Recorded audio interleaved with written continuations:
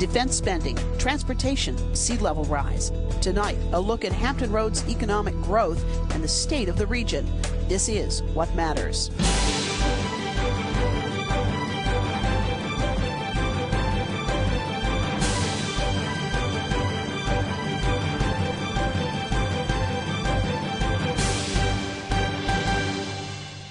Good evening, I'm Cathy Lewis. Welcome to our brand new home. Our new set is part of WHRO's 50th anniversary, a celebration we'll be bringing you all year long.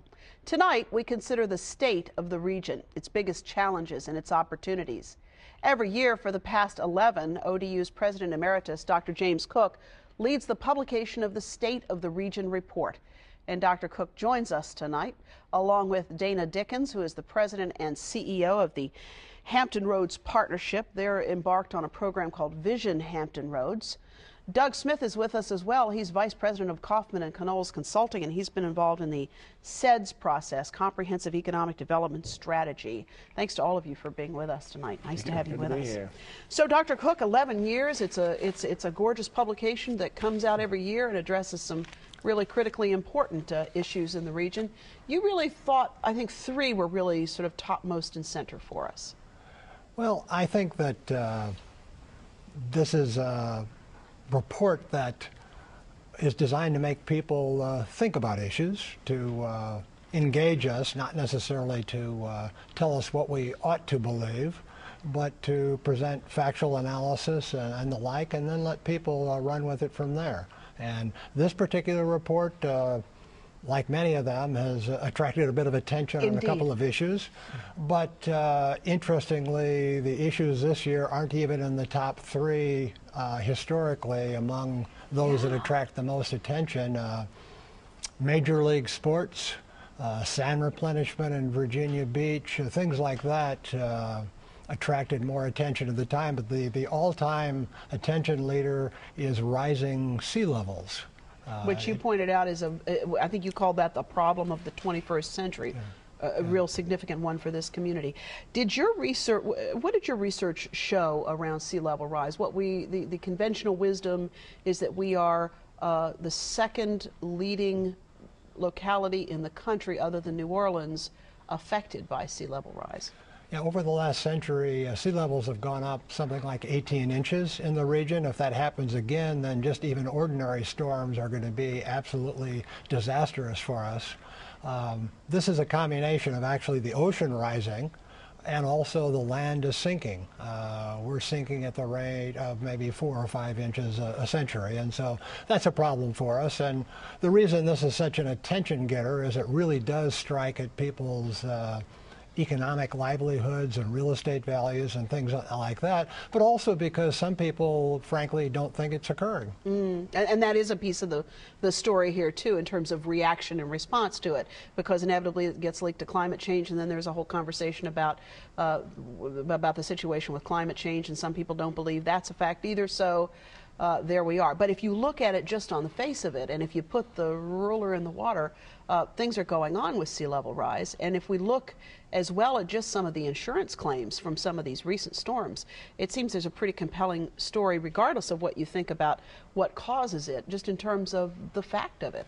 Yes, and when I talk about these kinds of things, I tend to avoid discussions of climate change because that has certain meanings to some people. And I simply say, look at the tidal gauge at Sewell's Point. This is what's happened over the last century. The water is going up. What should we do about it? What kinds of damage might that impose on us? And try to go at it from that angle. You know, and it seems on this issue, and we're glad to have Doug Smith with us tonight, who's also not only worked on some of these visioning projects, but also is someone who has served in elective office. These kinds of issues, it seems, we're hearing more and more about them at the City Council level. No, you really do. We talked before the program at the Hampton Roads Planning District Commission last year. We decided that this issue of sea level rise needed to be one of the priorities it was focused on. And when you went around the room and listened to the different mayors and folks in the room talking, you found out that after every one of these weather events, whether you want to call it a nor'easter or a hurricane or something even milder, council chambers were filled with people saying, I can't get to my house, my street is flooded, I can't get home, I can't get out of my house, my car flooded. So it is very real, and localities are making, in some cases, some near-term decisions to alleviate some of these things, when in the reality may be the smarter decision might be a different, the long-term decision might be a smarter one, but they're difficult political decisions. Sure. They're difficult economic decisions for these localities. I think the New York Times did an article about a month or so ago in which they sort of told that story from the perspective of a community in Norfolk called Larchmont, right, where some of the residents have said, look, we need you to lift the street and help us out here, and there's money, you know, there was money made available to do that, but if you multiply that money over the number of people who will be affected, right, you kind of really have to ask yourself if that's the right strategy over the longer term. Should you have bought the houses? Well, there is that, isn't there? And that certainly is one of the strategies that is under consideration in some cases. Dana Dickens is the president of the Hampton Roads Partnership, and he too has been in elective office as well as the mayor of Suffolk. I think you all ought to just wear badges of honor for having run for elective office. To me, that is a great gift to us all. Did you see this as well when you were in office in terms of, I know it's been a while, but in terms of the impacts of weather and this rising sea level? I've been out of office enough so that it wasn't as big an issue as it is now, but we certainly did see the flooding of neighborhoods and so forth when I was in office. Yeah. You know, this question, and this is why it's interesting to pose it from an academic perspective and just say, you know, here are the facts. Now we can talk about what we do about it. This question has a lot of pretty significant potentials around it, doesn't it, in terms of perhaps abandoning land, which is a pretty complicated issue if you happen to own that land, I suppose. But there are a lot of implications of this research. Yeah, along with the Planning District Commission, we at Old Dominion University are now doing a study that looks at the economic damage that flooding will cause if we don't do anything about it, both looking at the structures that would be damaged, but also at the value of the economic activity that won't occur if flooding occurs. And so the object there is really to provide the various cities and counties with information so that they can then take action on their own or do it, hopefully, in a joint fashion. Do you have the sense that people are getting hold of this? I mean, do you have the sense that people are understanding what the implications here are at the moment? I think so. You have to recognize the amount of discussion in the public. I think people are really getting it, and obviously on the local government level, it's a bigger issue. Sure. And I think as you move along and as we see more and more of the flooding, obviously it'll be a bigger and bigger issue. You took a lot of heat for that, for your comments and your analysis on that, and you said there was a lot of reaction around it. What do you think that was about? Well, I think, to be very straightforward, some people simply don't think that the water is rising, or some people get this connected to global warming that some people don't believe in either, and a combination of things then causes them to say, well, I'm not sure I believe that. And then as well, some people don't want to talk about this as a topic because they think it might destroy the real estate market or really decrease the value of something they own, so they would prefer to sort of push it behind. Rising water? What rising water? Right. Doug Smith, that second point that Dr. Koch raises about the implications of having the conversation really points out the delicate nature of this from a political perspective, because it's almost a situation where you can raise the issue and say, boy, we're noticing something here. Here are the implications of doing nothing. The next question is, okay, so what do we do? And there are not a lot of terrific answers at the moment, or not. Well, there's some simple things. Okay. Maybe not inexpensive, but in the scheme of things, not overly expensive. One of it is just to get consistent mapping of the entire region, so that you have different communities are on different systems, things that were measured at different times. So there's something called LIDAR, I think is the term, where you are taking the topographic information for the whole region. There's actually a very simple, on the one hand, opportunity for the region to make sure that we know what we've got everywhere. So there are some things that I think are not controversial that make you smarter that you could be doing. And he and Dr. Koch and I have had this conversation of how do you have the conversation in such a way that you don't frighten everybody, sure, but you do it in a thoughtful and productive manner. Yeah. So it is a challenge. And where are we with the LIDAR project? Is that underway? Are we in the process of getting that? Is it a cost issue? a portion of the region already has been mapped, and most of the military facilities have been mapped, but there are major parts of our cities and counties that haven't been mapped in this really precise fashion. And ideally, we would do this together, and it wouldn't be horribly expensive. It might be, less than $500,000 for the entire region. But it really is, as Doug says, that's the place to start. We have to know essentially what ground we have in order to say this is what will get covered up. So I see this as a joint project that someone like HRPDC would do, or perhaps we go to the federal government. Well, those guys. That's right. That's right. Well, I tell you, it is a fact that until you have all the information you need, it's really hard to make intelligent choices about what to do about it. Dana Dickens, Hampton Roads Partnership has been engaged in some interesting work, and there are a couple of different terms going around, so I want to make sure that we're all clear on what we're talking about. Okay. Hampton Roads Partnership in general is in business to do what?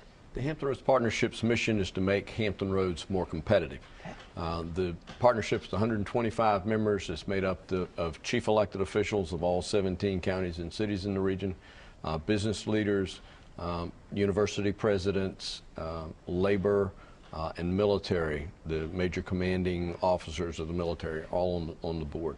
And the idea is to make the region more competitive. And thanks to Dr. Koch's State of the Region report, he brought to bear an issue that's really important to all of us, and that is that the military is such a huge part of our economy in Hampton Roads, and north of 45%, that it puts us in a little bit more of a vulnerable position than we would like to be in. And I think this was interesting, and correct me if I'm wrong, Dr. Koch, but it seems like we have been trying for some years to appreciate our military, our defense contracting business, but yet diversify so that we don't have all those eggs in one basket. And we've been pretty good about doing that, but because of recent events, the percent remains in some ways the same because the spending has gone up in that sector. Yes, military spending has in the region virtually doubled over the last decade. So it's been a really good thing for us, and compensation levels have risen, and that's been good for the real estate market, for retailers, and nearly everyone. But now that's beginning to taper off, and if one listens at all to Secretary Gates and President Obama, it does appear as if we might be in for a fairly lean 5 or 10 years in terms of additional defense spending, although one never knows what's going to happen internationally. But things have changed, and I think we have to adjust to that, and I think the Hampton Roads Partnership and its efforts are absolutely key in this because they point us in the directions we need to go. So since we last talked, we have more clarity now about the impact of the Joint Forces Command situation, and it looks like about half the jobs are going away, but half of them it looks like are going to stay. That's a good thing, isn't it? Yes, it is. I think this is, all things considered, a very good result for us. Much will depend upon which half of those jobs there are because they're all paid differently and the like, and I would like to see our modeling and simulation things remain as opposed to some other things, but we don't quite know exactly what's going to happen yet. And it's an interesting development that we've continued to watch, and I think was pretty surprising when it came to light last year. Dana Dickens, give us a sense of Vision Hampton Roads and Innovate Hampton Roads and how those relate to the work of the partnership. All right, we've spent a year working on a comprehensive economic development strategy for the entire region, which we call Vision Hampton Roads. It includes efforts to support the military, tourism, and the ports, which are major economic engines in Hampton Roads. And it includes an opportunity for us to diversify that economy from those three major economic engines. Obviously, we want to keep those at as high a level as we possibly can, but we want to bring other aspects. And we're looking at a lot of technology type of industries, such as modeling and simulation, which Dr. Koch refers to as very important. We want to talk about robotics, bioscience, aerospace industry, and those are and offshore wind energy is another one. So what we're looking at is as part of this overall comprehensive economic development strategy, we're focusing on innovation. We have been for many years, and rightfully so, very dependent on the military.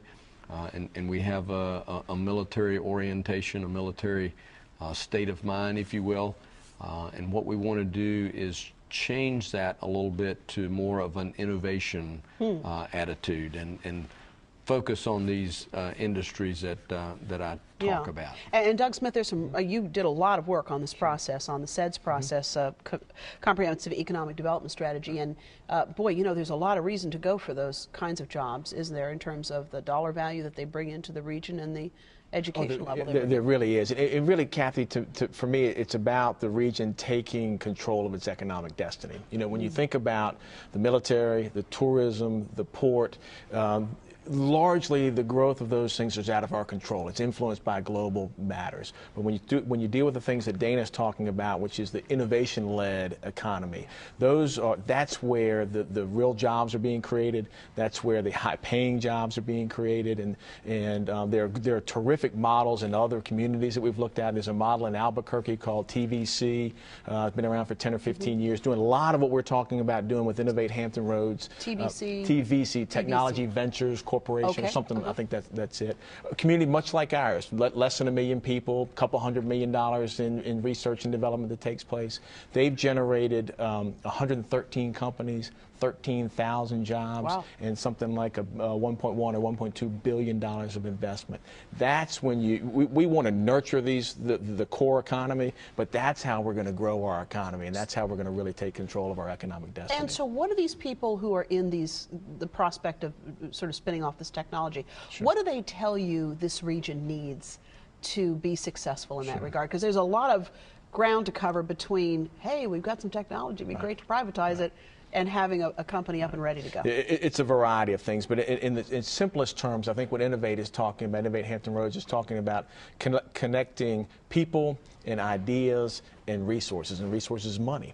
And part of it is making sure that these folks have access to the research that's taking place at EVMS or Old Dominion or the different labs in the area. Some of it is about having seed money. You know, we do a reasonable job of venture capital for the firms that are up and running, but what is that seed money that helps me get my $250,000 or $500,000 that takes my idea from an idea to something that has relevance, and then ultimately turn it into something that somebody wants. So that's where a lot of this effort is. Yeah. And Dr. Koch, you're an economist, so you know how this works. Is this the right strategy and approach to take to sort of build an industry? Oh, I think very much. I'm a cheerleader of both of these gentlemen in terms of what they're trying to accomplish, because that's really the future for us, and in no way do we want to minimize the defense aspects of what's going on here. We simply have to recognize that that's probably not going to be the kind of growth engine in the future that it has been in the past, and so we need to be looking at some of these other things, and so I think they're absolutely on the right track. One interview I read that you did in the wake of the State of the Region report, and I think I'm attributing this correctly. If you agree with it, you'll think it's a great idea. If you don't, you'll distance yourself from it instantly. But is this idea of marrying up industry, marrying up innovative industries with healthcare, something along the lines of a Johns Hopkins connection for this region? Because we do have a medical school, we have research and technology, and now with the Proton facility coming on board in Hampton, you know, there is some really exciting medical research going on here. Our medical/health sector is a little bit smaller within our region than one would see in Richmond or Baltimore or some other places up and down the coast, and I think that's a fertile area for us to exploit and expand. I think all one has to do is look at the trend of medical and health expenditures to know that that's a growth area, and so to use riding the horse metaphor, I think that's a horse that we ought to try to ride, and I think it will be a profitable one. So I want to ask both of you, as you think about what would advance this agenda from the perspective of the general public, what kinds of initiatives the general public could undertake if this were an agenda that they felt like advancing, and what you might look for out of the General Assembly. two sort of different support systems there. Doug Smith, what would you maybe want? answer it this way. I think that in order for this initiative, this effort to be successful, it's got to be private sector led. And I think that's a different mentality for this region than we have had historically. And so I think it takes a little bit of a mindset change. There's a role for government. There's an important role for government, but it is one of funding and facilitating certain components of this. But if this is going to really work, the private sector has got to say, we want to invest in these opportunities. We want to make sure these different incubators and programs happen. We want to make sure that within Hampton Roads there is a culture that rewards experimentation and risk. And again, I think that is the private sector that's really got to step up and make that happen. How about you, Dana Dickens? How would you We're working on a goal, if you will, a regional goal. And it will relate to the amount of non-military spending. So if it's if the number is X, what we want to do is get every citizen in Hampton Roads thinking about this goal. And we want all the cities and the counties and the businesses and the organizations all aligning our assets and working towards that goal. If we're all working towards the same goal, and that goal will obviously benefit all of us, then we are much more likely to be successful than if we're all going in different directions and trying to achieve different things. So the alignment of all of our assets is the piece that we really want people to grab hold of. And it makes me think about all the colleges and universities in this region and these bright young minds coming out of these places. If we can get the top 10 or 20 of them and really talk to them and give them programs that would help them understand what a great region this is, you might be able to keep a few of them a little closer to home. Well, it's all about a sense of place. And, yes, and you can have all the great and wonderful jobs in the world, but if you don't have a place people want to live, then you're not going to get there. Why then, there you are. So it's Innovate Hampton Roads. It's an initiative out of the Hampton Roads Partnership. hrp.org is the website where people can learn more. You can read the Innovate Hampton Roads plan and the comprehensive economic development strategies as well. And all the work's been going on for several years now and sort of culminating in this initiative. So congratulations, Dana Dickens. Nice to have you with us. Doug Smith, thank you for being here as well. I always appreciate both of your experiences because you have this experience that you're engaged in now and that elected experience as well, which really gives you a unique lens through which to look at this. And Dr. Jim Koch, thank you so much for being back with us from Old Dominion, working on the 12th edition now. Anything special in the 12th edition we want to be on the lookout for? Or you're not willing to say yet? Not willing to say. Fair enough. We'll keep it shrouded in mystery. Thank you for being here today. I'll be back in just a moment with a final thought.